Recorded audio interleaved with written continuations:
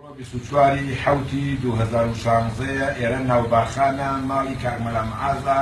هاتین بۆ سەردانی ئەمە دووبارەیە هاتیم خۆشحاڵم کە لە خزمەتیان بەڵام ئەو پیاوە بەڕێزە ژنی گەرەکە داوا ئەکەم لەو خەڵکە بەڕێزەی کە گوێی هاوام گردە دیدۆیە هەرکێ ژنێکی شارەزایە بۆ ئەم ئەشێت کاکە پەیوەندی بکاتە منەوە خێری شەگی و سپاس شەکەین کاک مامۆستا تۆ چ بەدوو چۆنە دەربارەی ئەو کەسانەی کە ژنی بۆ دۆزنەوە والله من كاغ أحمد من ضرب الاحترام هي وش بو أوانيش إن شاء الله إن شاء الله جنك جوان بوم دوز نو مني أو تام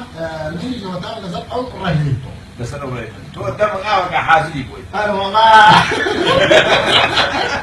ده إن شاء الله فاي دورة بكذا قسمته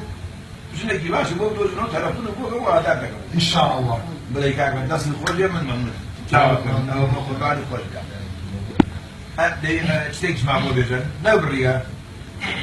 دق ولا نيجي بيشكشي أو جماعة تبقى كجوا عن عوائلنا كمان إن شاء الله شارك هلا بناي أحد وقته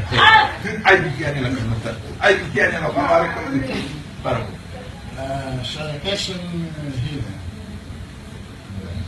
هنا ولا نيجي غير توا أنا وهذا ديسان وهذا صاوي تاضين وججنا بيروزا ججنا نرغي دامو دسوتو دمن ورغيره هنو وهارين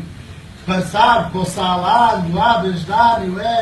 هوا وقبله كي جوابهم دايما يقصد شو يشغل أم بينا درباري أم بيبوجيه وزع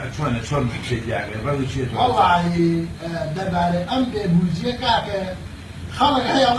زبارنيو لا خلق هي كمان داني براو عوان خلقي عوان زور هي لا تقول يا اخوان